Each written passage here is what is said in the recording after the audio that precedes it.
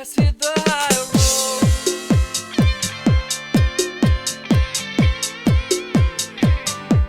Let's hit the high road.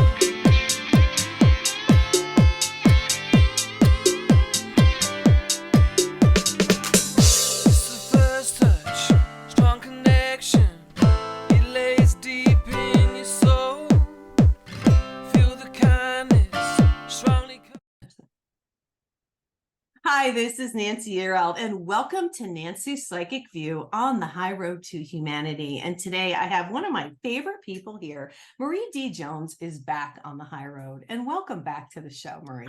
Well, thank you for saying that. It's good to be back. Well, it's true. You're so interesting. She always has really interesting stuff.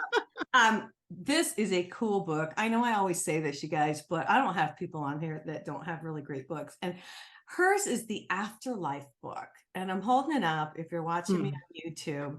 It's Heaven, Hell, and Life After Death. And it's by Marie D. Jones and Larry Flaxman. So we need to give him some credit here.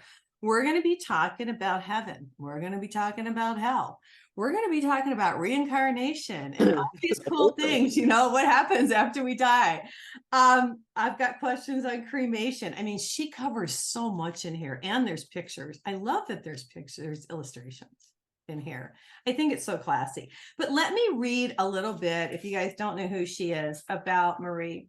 So Marie D. Jones is a fully trained a disaster response prepared member of community emergency response teams. That's really cool. CERT through FEMA and the Department of Homeland Security. And she is a licensed ham radio operator, which I think is awesome. She's the author of over 15 nonfiction books, The Cutting Edge Science, The Paranormal Conspiracies, Ancient Knowledge, Unknown Mysteries, including Visibles, Inc., Press, Demons, The Devil, and Fallen Angels. She's had so many books, you guys. She's been on all these cool shows. She writes for a paranormal magazine. She's been on Coast to Coast. I mean, you have quite the background. You know, you've done it all. Now you know why I'm so tired. Yeah. How many shows have you been on? Probably thousands. So this was several years ago that I sat down with my son and we were trying to figure it out by averaging the number of shows that I was doing every year. And I was doing a lot more than that. And it's over 2,500 at this point.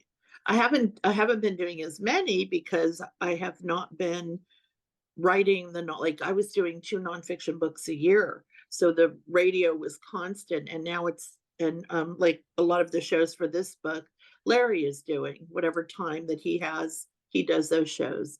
But it was over 2,500 podcasts, shows, big shows, you know. Yeah, well, you're a wealth of knowledge. Everybody wants you. Yeah. I mean, you met Shirley MacLaine. I did her show 3 times. So we met over at the time it was the Skype. But I also met her once, just very briefly, when I think I was in my 20s at Bodhi Tree Bookstore. When I lived in Los Angeles, that was like she liked to go there and buy books. Yeah. And I just said, hi, you know, I'm a huge fan of yours. And I was buying her book Out on a Limb. So whatever year that came out. Yeah, and I've been on Coast to Coast a lot. I know. So it's kind of tapering down now that I've actually done over 30 books now.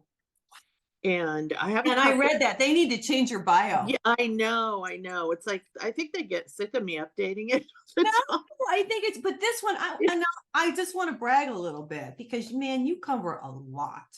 Well, that was always the purpose. Every time I would write a nonfiction book, if you asked me to write it on any given subject, I wanted always to make sure that it was comprehensive and had everything you could possibly think of. I know that people don't have a lot of money to go blow on books. So I always felt like, well, you know, if you buy one of the books that has my name on it, you're going to not hopefully have to buy a lot of others. I'm going to try to cover.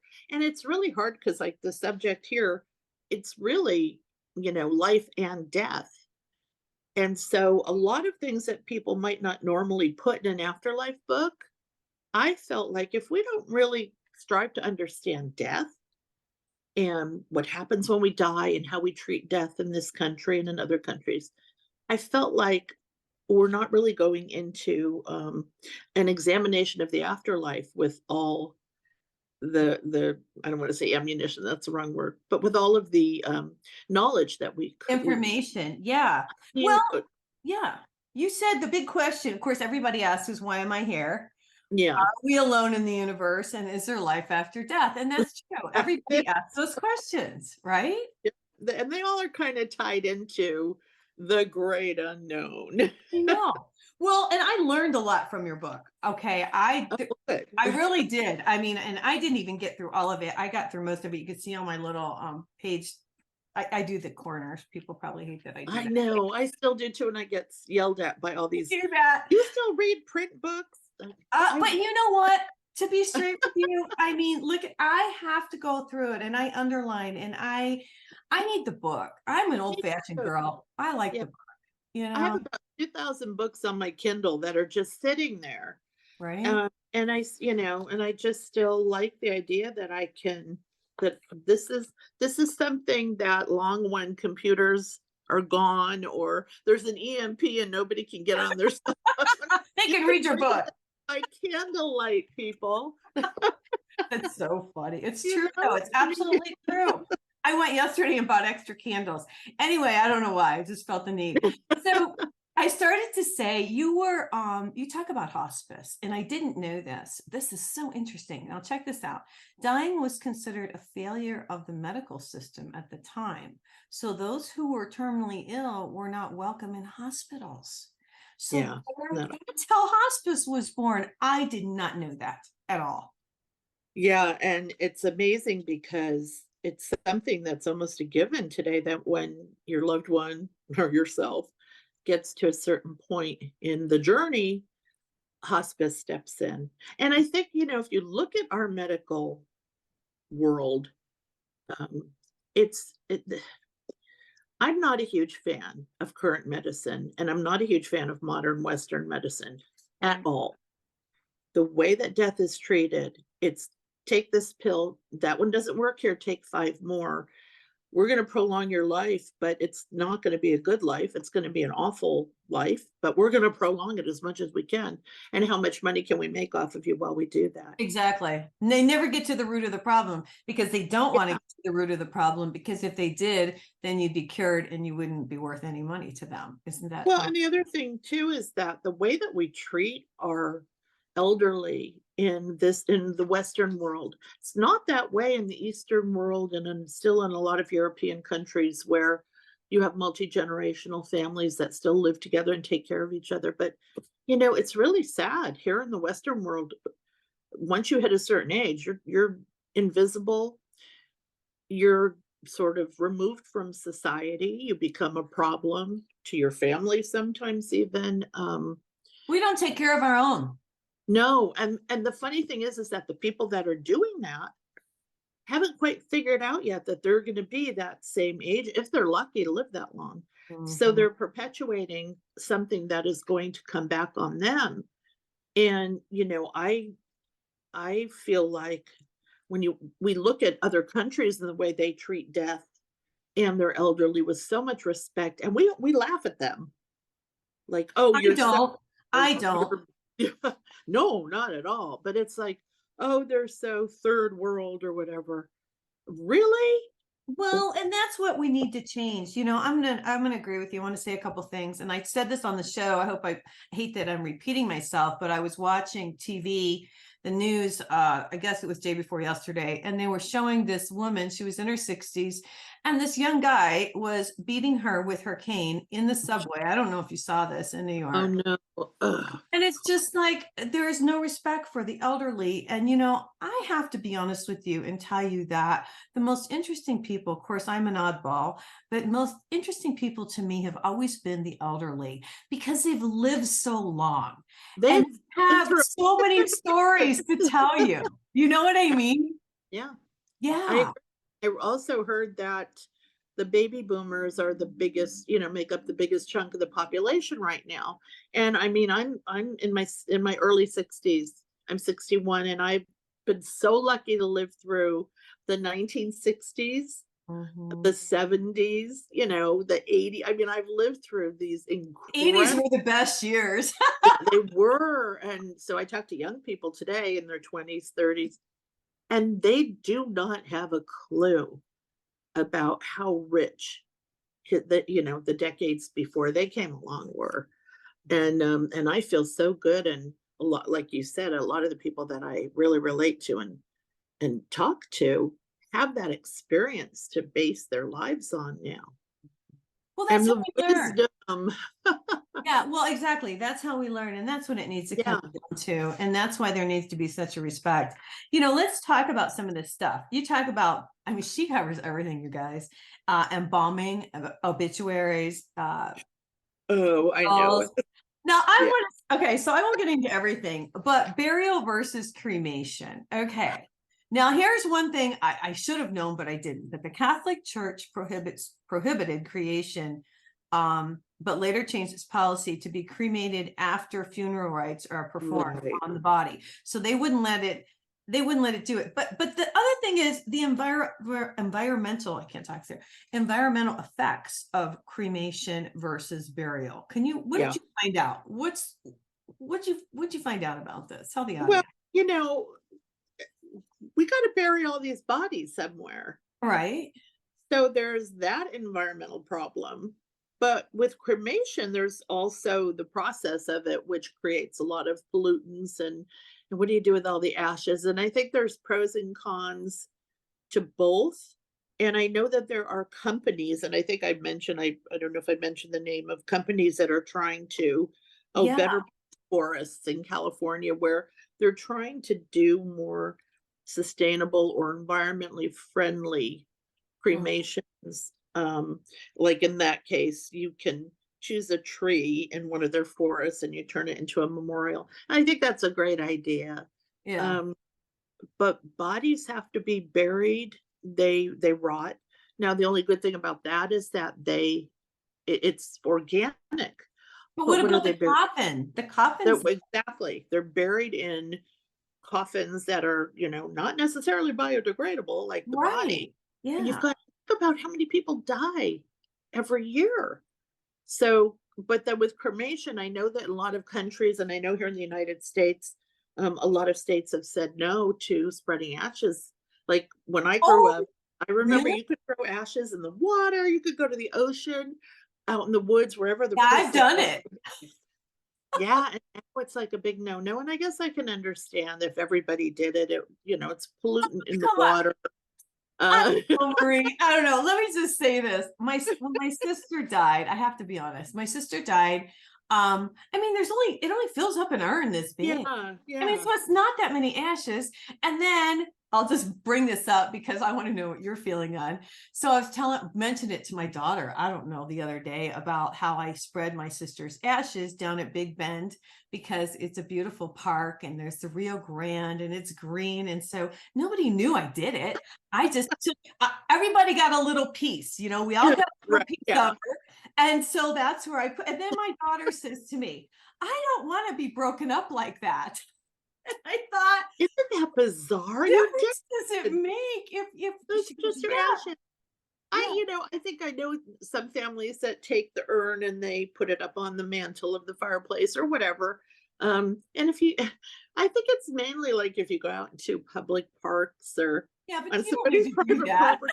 And it's also the water that, Yeah, that I could see if everybody did that. And I'm sure a lot of people still do. yeah. And I remember watching, I think it was a or some show on TV where they spread remains on a golf course Oh and got wow. in big trouble because golf courses are beautiful. A lot of people like to golf.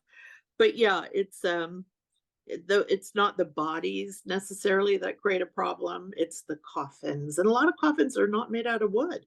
They're Right. plastic, they're metal. And I have to be honest, I have a friend who cannot find her mother-in-law's ashes where the urn went. So I Oh mean, no. that happens too. Okay, Yeah. so let's I move on. know. Just do with me what you will. I'm gonna tell my son, They're "You're not there never anymore. I'm Well, not and gonna be there." let's talk. I want to talk about Halloween just because it's coming up. I'm from New Mexico, so I should be able to pronounce this properly. Dia de Yeah. los Mortis. Los Muertos. Yeah, Okay, Day all of right. the Dead. Day of the Dead. And I've been to Santa Fe where they, burn La Zobra, the big, tall, man. Yeah, He's an effigy, yes. And so, but the thing is, Halloween is based on an ancient pagan belief about life and death, and they believe that the veil between the living and the dead is the thinnest then, and that right. they're celebrating the dead. I think that's interesting. Yeah, and I live in San Diego, and we have a lot of, big Hispanic community, and so Okay.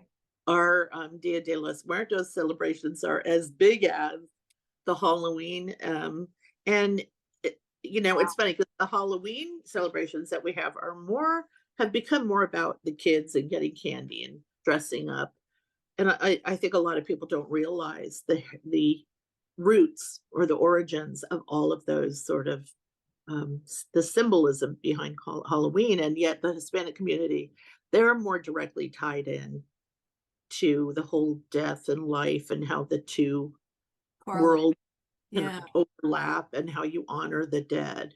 And Yeah. I think that's good because in a place like San Diego where you have, different populations, white, black, whatever, we learn about how other communities and other traditions think about death and their dead. Oh yeah. Yeah. I grew up in Ohio and Michigan. I would have never known about this if I hadn't lived in New Mexico I grew up so in the many years. Northeast. I didn't have a clue. Yeah. I mean, so you're exactly Yeah. right. It's really cool that we learn. Well, I want to talk about let's get into some of this stuff. You have a whole lot about near-death experiences. You Yeah. also talk about something that I had never really heard so much about, a little bit about, but pre-birth experiences. That so while I was doing the research on near death stories and experiences, I ran across some accounts of pre-birth of people that remember, and children a lot, Well, and children. how, Yeah. yeah, how some children are born in the first 5 or 6 years, they're rattling off all this stuff that can even be looked up and corroborated. And well, where does that come from? So it just proves that there is a loop, that it's not just, you pop here once out of the ether, you're formed, you pop here, and then you die, and maybe you have a life after that. Well, there have been lives before.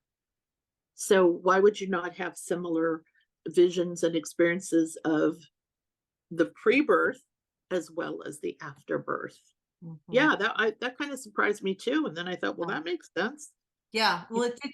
And I didn't write this down, and I don't want to put you on the spot, but I was reading in your book about a man who was getting a CAT scan, and he died during the CAT scan, and they were able to check out Stim- his brain waves. Can you talk about that? Do you know what I'm There, talking about? yeah, and there's been a lot of situations where people have been either having MRIs, brain scans, brain surgery. Okay. Um, they're epileptics and maybe they're undergoing some kind of treatment, and they'll have experiences, either a near death experience or visions or out of body. And then there have been a couple of researchers that started to realize they could perhaps trigger parts of the brain that were involved to create that. And one of them, I believe it was with deja vu. That's one of the biggest, um, I don't like to call it really a paranormal experience because I don't know that deja vu is. I think it's more of a consciousness thing. Hmm. But there's been a lot of research where people who were having brain surgery or grand mal seizures or deep brain tissue manipulation would automatically go into a very intense deja vu episode. So, what's interesting about that is, does that mean that near death experiences are triggered by the brain?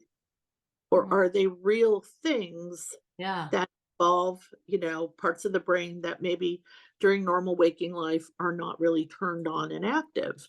Because we don't want to be having this stuff happen 24/7. We Right. wouldn't be able to function. Well, you put a lot of near death experiences in your Yeah. book. In fact, there's a whole appendix that's all near-death experience. It's really interesting to me, and I want to know what you felt after you did all the research. I've interviewed a lot of people who've had near-death experiences. It seems there's so many commonalities. Yeah, and you can't write a book about the afterlife or life and death without getting into those experiences, and even though Yeah, you can't prove that they exist and, using the scientific method in a laboratory setting, right. again, they've been triggered in clinical situations, but what really surprised me wasn't necessarily all the commonalities, because I kind of, knew You about knew. that. Yeah.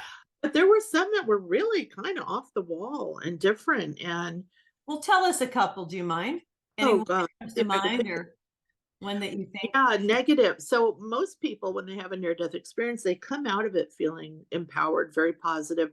They may not wanna come back, Right. but they totally get it, and once they do, they have this whole new, perception of themselves and of life, and they're experiencing joy a lot more because they know there's nothing to be afraid of when they die. But there were people that reported just total blackness, as sort of a suffocating, overwhelming blackness, a sense of evil, negative entities that they met up with. Um, so a lot darker stuff, and I don't know why. Yeah, I And I don't think any of the things that I included stated this, but it makes me kind of think, were there drugs in their system that could have been causing some interactions in the brain when they had their near death experience? But mm, in general, it's always the same. You've got the tunnel, you've got the guides, the people that you loved, you've got the white light, you've got the almost Christ consciousness guide as you see it, or and as the you love and the the feeling of love, warmth and love and security. Well, total immersion. Yeah, and then you don't wanna come back, but you're told you're not done and you've gotta go back. That's like the standard, but there well, are situations, yeah. yeah, well, I want to bring up one thing I saw. Oh my God. I saw it on TikTok actually. This guy was doing his near-death experience. It was a young black man, and he was talking with his grandfather, and it was really interesting because he said, and I've never heard anybody talk about this. You're the first person that's ever said this about it Uh-huh. being dark. He said he had a near-death experience and it was like hell. And I had never heard anybody say that before. I had always heard people say, "Oh no, I go to the It was light. wonderful. It was wonderful. There are beings." And he's like, "Oh no, this was dark, and it was there. There's a hell, and I've changed my ways." And he was coming on to tell people to Yeah, change their ways because, and now it's interesting because I always think, okay, we have a loving creator. There really isn't a hell. That was kind of just made up to kind of scare people. But then it's interesting to hear that somebody says there is, but then that could be in their consciousness, Marie, right? thinking, yeah, and I'm actually looking through and seeing some of the ones where people didn't see the norm or didn't experience the norm, but I thought what's interesting about what you just said, and I've been watching a lot of YouTube there's a ton of YouTube interviews with if anybody's interested, just put in near death Yeah, experiences. there's a ton right now. I've Yeah, noticed it too. Yeah. and but then, here's another one where he said, "I was in a dark place with nothing around me, but I wasn't scared. It was totally peaceful." Okay. Yet somebody else might be immersed in darkness and feel like they're suffocating and it's hellish. And so I don't know if it has something to do with what's in your system at the time, your own physiology, your state of consciousness, your beliefs. Right. Um, I do find interesting though is that a lot of people who don't believe in near-death experiences have actually had them. Yeah. So And then so they the believe. belief is a huge factor. Yeah. Now let's talk about that. I want to talk about a couple of these because there was this caught me in your book story of, I think it's Laurie Raynaud. She was in France in 1868. She was born into a Catholic family. She insisted there's no heaven or hell or purgatory, and that after death people just reincarnate into different bodies. That's kind of brief and vague. But that's what I mean. But that's, Yeah, I'll tell but you that's why this hit me. I'll tell you why this hit me because I'm on this thing right now. So here's what I want to know, Marie. Here's my big question. So what I figure, and I really want to know your opinion on this. So all the people I've interviewed, and you got to remember, I've interviewed a lot, and I know a lot, and I'm intuitive. And I have this feeling that, we're here to learn, and we learn, and we keep reincarnating until we learn. Right. We keep reincarnating until we get it right. Right. And we keep doing it, and we keep doing it. And, I've heard so many people say, this is my last lifetime. This is my last lifetime. Now, I've also heard that when you go and you go up, you have an option. You Yeah. can say, I don't want to be here. I don't want to reincarnate again. I want to go to a different place. I want to go to Venus, or I want to go in a spaceship, or I want to do this. But I think it all depends on what you've learned down on Earth if you get to go beyond. Right. Because, okay, now let me get the rest of this out. I feel like this is a cycle. I feel like we're stuck in this cycle, and I don't want to reincarnate again. So I Yeah. want to know what you think about this. Well, what is the Eastern is samsara, where you get off of the wheel of, Yeah, I got to get off the wheel, man. but it Yeah. seems like people that do that have really reached a much higher state of consciousness. But so you'll hear a lot of people say, the life that you're living, you chose. You chose the people in it, you chose the challenges, all of this you chose, Right. the misery, whatever. And I always felt like, well, if that's the point, then where is my free will? Can I change what I chose? Once I learn all this, what I die and then I got to choose a whole bunch more stuff. Yeah, that's what I'm So, saying. yeah, I don't know. I feel like there's so much. I mean, there you have. I don't necessarily know that it's evidence, but you have all the cases of people that remember past lives, or they go through past life recall with hypnosis. Right. Children that remember details about past lives, and so maybe we do, but maybe, like you said, you have a choice to sit one out. Or maybe when you die, you feel like, I still have an addiction, Yeah. alcohol, or I still have a problem with trauma, or Mhm. generational trauma, ancestral trauma, whatever, that I would like to go work on. Yeah. And here's the really frustrating thing about this whole book. What? None of us are really going to know I until we know. I know. can. Are we really able to come back and tell about it? Because with all of the paranormal stuff that, I've been exposed to, and I Yeah. still feel like there's never really been proof of, people say, oh, well, I communicate with the dead, I communicate with ghosts. Yeah, and I do. And so, Yeah. I mean, I can tell you that I do, and then I know, and I can communicate. And So I, is that a subjective experiential thing that you're really good at, and maybe I'm not? Um, I and think so, it's how in tune you are. I think it's like we were talking before the show. I'm really big into connecting. And yeah, I think the more you connect, it's just like anything else.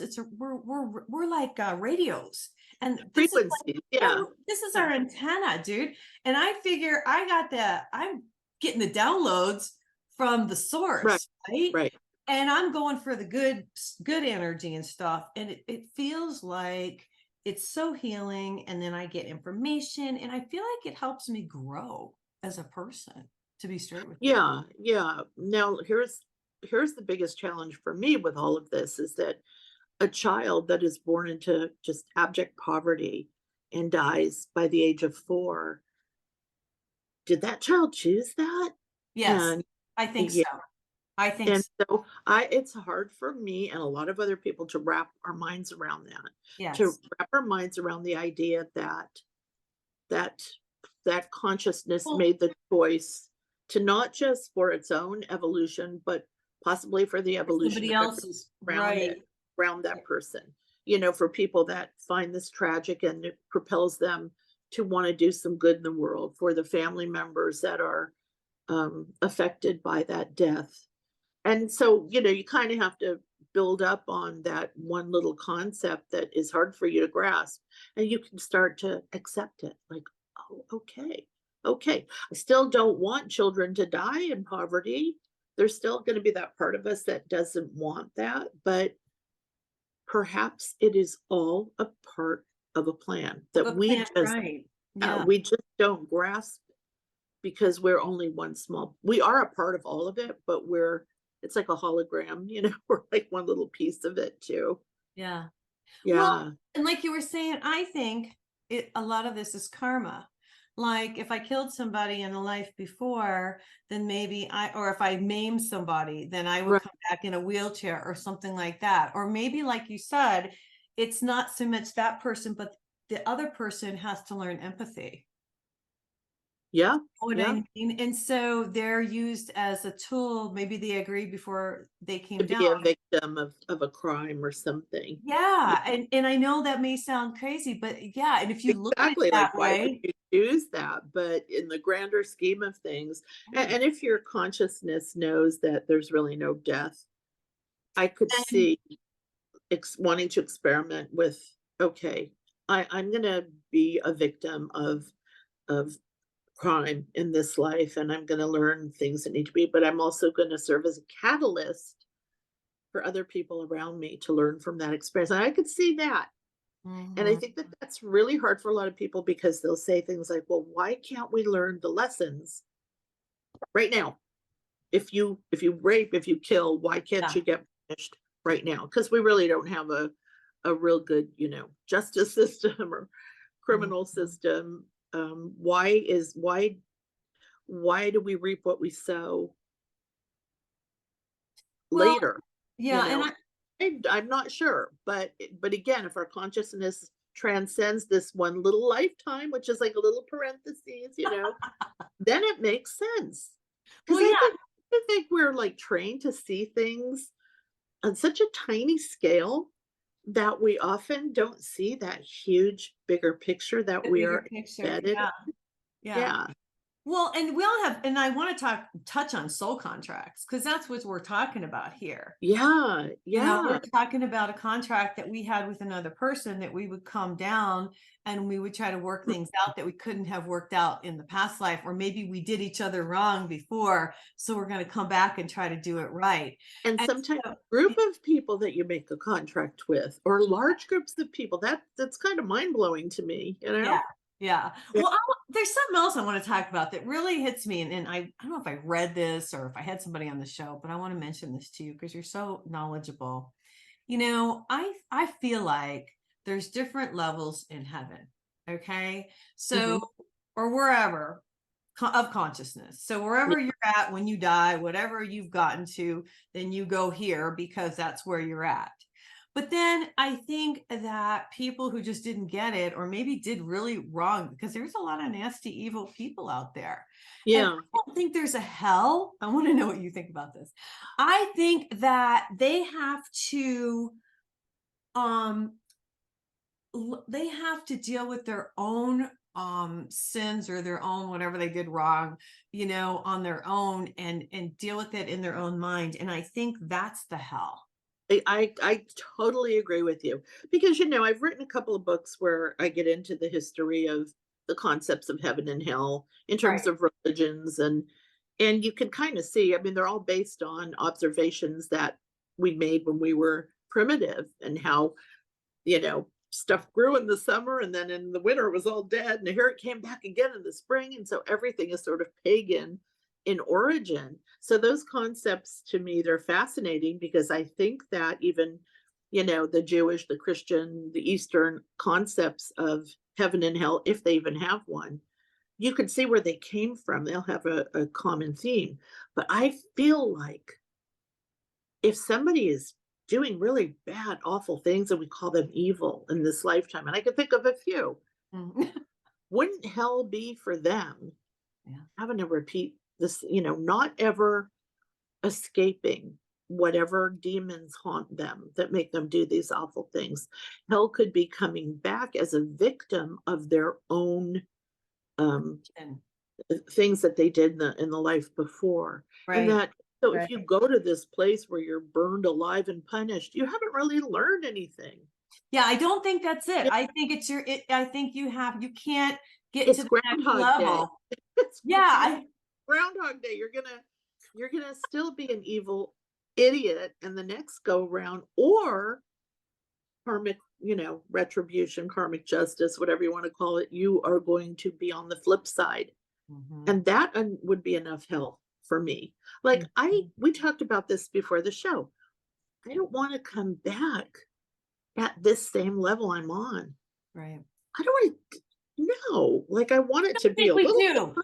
But I don't think we do. I don't mean to interrupt you, but I don't think we do because I mean, I know you have, I know because all the books you've written, I can tell by talking to you. And I know I've learned so much, and I know you've learned so much. But yes. there's So no way.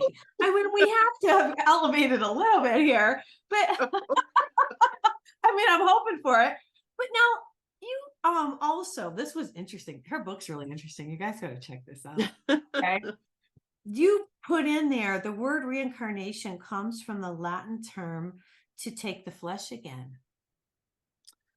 yeah, I mean, you're literally a consciousness or a spirit deciding, you know what, I'm gonna go back down on Earth, Oh or my gosh. and this time I'm gonna be the astronaut that I wanted to be when I was, or I'm going to, work on um whatever. So that's sort of an admission that we are not the body, Right. that we're something that comes into a body and leaves the body. And I believe very strongly, my father was a geophysicist, he was a scientist. We used to have a lot of talks about this stuff. Energy doesn't vanish, it doesn't cease No, to exist. changes It form. simply changes form within the system. Right. And he totally accepted a lot of paranormal ideas, even though they couldn't be documented, with the scientific method, blah, blah, blah. And so did a lot of his colleagues, and they really were big on UFOs. Let me just throw that out there. Um, but he was very much a believer that our body is, yeah, it's gonna ashes to ash, dust to dust. But the energy, the animation, the animated energy, or that which animates us, that has to go somewhere. Right. Okay, that doesn't end with the physical matter. And the No. matter doesn't mean that we end either. We simply become organic compost, and Yeah. stuff grows out of our No, out you're of right, Marie. I tell you what, when my father died, I wasn't there. I was in another state. And this is the honest to God's truth. And he died, and I went and sat on the couch and I looked up and I saw him standing there, and he was young. And he had a pair of jeans on and a short sleeve shirt, and he did the old wave, like, I'm cool, I'm good. yeah. Look at me Yeah. now.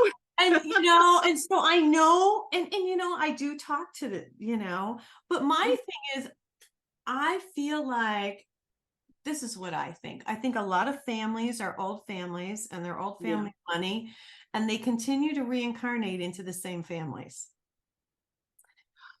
Yeah. I mean, wasn't there's a You know lot what of, I'm saying? And yeah, so I think it's like a cycle. It's a still cycle. working out these contracts with, and your family members in your next life could be a spouse or a boyfriend or a best friend instead of a sister or a brother or a father or a mother. Right. But they're the same souls that are like, okay, we Right. have a couple of more contracts we need to work out here. Yeah, and I Yeah. don't know, it's almost like, Hmm. yeah, I wonder if it's like that. Now I wanna know, I don't wanna keep you forever, but through your research, there you do talk about nurses and a lot of their stories. I've talked to different Yeah. doctors. You talk about the doctor in here that wrote the book about, his Oh near yeah. experience. So, I mean, there's so many documented cases. What was there any aha moments from the nurses and the doctors that when you did your research, that you really thought, because the doctors and nurses see this all the time. There is. And one of the things that has always given me a lot of comfort is how so many of them say that at the moment of death, there's a look of, unless they're dying in extreme agony, but there's a look of peace that comes across their face. Or sometimes they will say something like, I'm home, or, they'll say the name of a loved one who had passed on. And that's hopeful. And a lot of people will say, well, that's just the brain, chemicals. And well, even if it is, that's a really nice way to go out, in peace. Mhm. But those are the people that are on the front lines of death, and hospice workers. And they're not all depressed and committing suicide. They're talking about how this is, even though it's the great mystery, even to them, that it's probably not the great mystery that we should fear so much. Right. We And should. and my dog is sneezing. I have to bring this up before we cut off. Is that so? I was at a family party, and my brother and a couple of the other guys, they were talking about video games, and they were talking about immortality. And my brother turned to me and he just said, "If you could live forever, would you?" And I said, "No." He said, "Me neither." And it just really struck me, And then he Live in went this body. conversation. Yeah. So why are we so afraid of death? We are literally killing ourselves to live. We strive for immortality. Is that really what we want, though? I mean, I could see extending life, maybe another 50 years. But beyond that, I think you hit a wall with consciousness and growth. And you want to know what is next. Right. You I And that's for Western people, for Westerners, that's a really tough thing. A lot of people will go to every extent possible to not die. I know it's crazy. Well, and I do have to bring up the angels, because I have an angel that stands right next to me, and it's amazing. I ask her and she helps me and she helps my clients, and I know they're angels, and because she's there and I'm connected, and I know that when we die, we all have a guardian angel that takes us and goes with us. And I want people to be comforted by that and Yeah, know I think people feel like, well, how come where's mine? And they're what all here. they don't think about is that's something that you have to have You got to connect. awareness of. You Yeah. can't just say, like, appear before my eyes if your consciousness is at a level that will not believe or accept that that's possible. And so they end up blaming the angel instead of their own conscious Well, level of consciousness. yeah, But and it's that's higher power or your higher wisdom, God, whatever the force, whatever you want to call it. There are so many people in the world that know that this is something that exists that they can lean on and get wisdom and intuition and guidance from. And there are probably equally as many who feel like they're just alone and they were thrown on this planet to fend for themselves. And there's no difference between any of those people. They're all humans, we're all the ex- same, right? except the level of consciousness. So Well, it's you're like, right, Marie. You're exactly right. And when you get to, that's true, because I didn't always talk to my angel. It wasn't until I started to meditate and connect, yeah, and then started to realize, and it even took a while of her telling, like I would have a client and she would tell me all the information, and it would just come to me from her. It wasn't from me. And it's that, like channeling it in a yeah, way. and Yeah. it's shocking. It's even shocking to me, that she's there and that they're here So to you, help us. you brought up a really good point, and I think it's one of the reasons why anxiety and depression rates are skyrocketing, suicides. We live in such an interconnected world now Mhm. with social media and the internet and cell phones. We're always online, and people are not spending enough time alone Yeah. in quiet contemplation. They're almost afraid to be alone. But that's where the connection is not just forged. I mean, I think that the connection is recognized Right. to your own soul, spirit, heart, God, whatever you want to call it. But and we do have a lot of people that are figuring it out and meditating and Yay. yeah, and, going out in nature because nature's the great Another meditator. way. Yeah. Yeah. Yeah. Um, but if you look around, people just seem so disconnected, And yet angry. And more angry. connected than ever. Yeah. Angry. Yeah. It's I like don't know. zombies, like Walking Dead. No, or it's like, I'll tell you what, this is what I see. I went to the store yesterday. I'll just throw this out there because I go out into the world. I got my light on. I put out my love light before I get out there. You spread good vibes. Yeah, I'm having a good day. I'm in Walmart. All right. So I'm in Walmart, and here comes this angry man with this angry look on his face in this cart. Ugh. And I'm just like, okay, I need to send him love and light. I need to send him love and light, because he was just so, I mean, the look on this guy's face, it was Yeah. unbelievable. The anger, I couldn't believe it. But then I got in line and the cashier was so cool and happy. It's like the great divide right now. It It's is. like Yeah. night and day. But you are, you're probably really vulnerable, because I know I am, Yeah. to other people's, like, empathic to Yeah. other people's energy. Yeah. And that can really do a number on your health, physical and mental. Mhm. So you have to kind of, Shield encircle yourself. yourself, like, Yeah. self-protection, Uh-huh. going there, it's like going out into the war zone, the battlefield sometimes. It's true. If you don't have that sort of, centered, grounded protection of your own spirit, yeah, you come home and you just want to cry or kill somebody. Well, Um, and I yeah, want to say that what's really helped me, and I know we got to get out of here pretty soon, but what's really helped me, Marie, is that I've had confirmation of this and I really feel it. I think when you're a light worker and when you're connected with the divine source, you can say God, you can say source, you can say energy, whatever you want to say. When you're connected like that, you are divinely protected.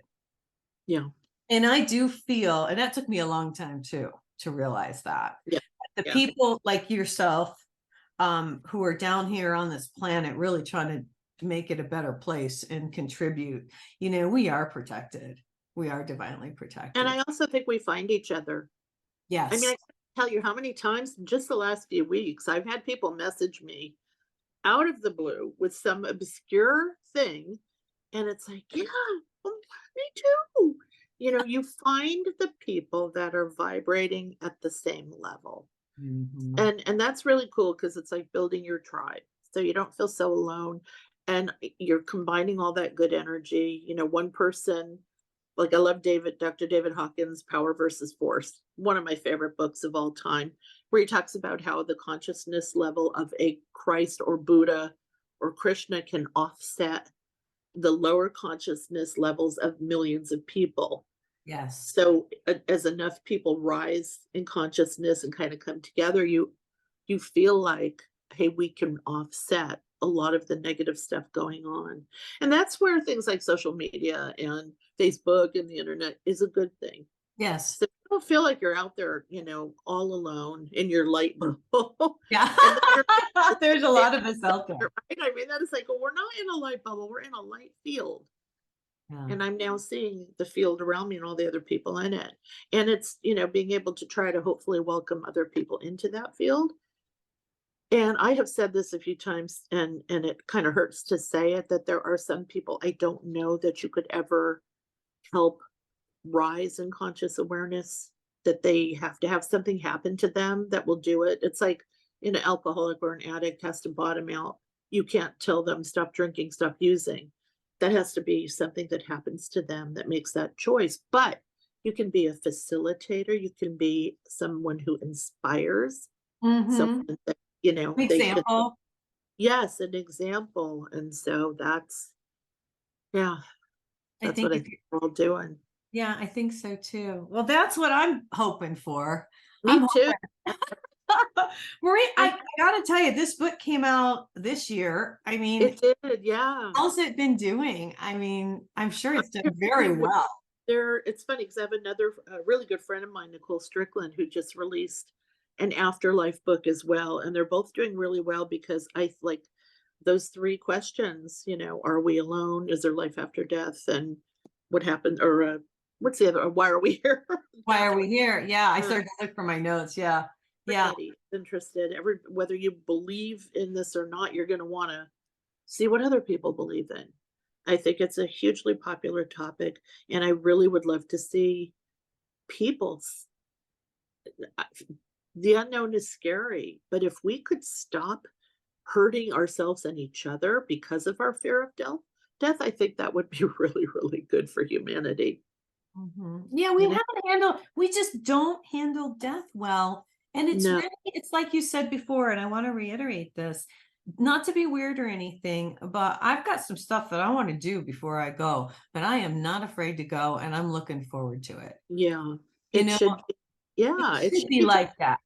the next stop on the, Yeah, train the next journey that we're the on. next part of the Hopefully. journey, you know? I've learned so much here. What do I get to do next? You know, Yeah. and that's how I feel about it. But you know, everybody doesn't feel that way. And it takes No. time. Like you said, everybody's on a different level, learning as they learn. And the best we can do is be the lights that help raise that vibration. Yeah. And I think the afterlife stories that talk about the wonder and beauty of the experience are things that can give us hope too. Yes, exactly. People who say they've seen angels, people who say they've seen Jesus and heaven and what it's really Yeah. like. Yeah, that's Yeah. true. What do you want to leave us with today, Miss Marie? Honestly, just, you turn on the news and it's always somebody trying to hurt or kill I somebody. And I know. think that um, humanity needs to come to a new understanding of respect for life, but also respect for death. So anything I can write and put out there that helps that. And again, it's not rock bottom proof that everything I'm saying is right, but a lot of people have had the same experiences, and there's something to be said for that. I agree. What a great book. The Afterlife book, you guys. Heaven, Hell, and Life After Death. It's by Marie D. Jones and Larry Flaxman. And this is what it looks like if you're watching me on YouTube today. I'm just so thrilled you came. Thank you for coming on the show. Oh, of course, we will do it again. All right. Sounds fantastic. All right, you guys, we get out of Awesome. here for today. If you want an angel reading, go to my website, nancyyearout.com. I am a little booked for the next couple of weeks, but you can get on my calendar. And gosh, all the shows are up there. All the podcasts are up there. If you want to listen instead of watch, whatever you want to do. I've got some messages from Archangel Gabriel up there. And of course, my blog. So check that out. Marie, thanks again.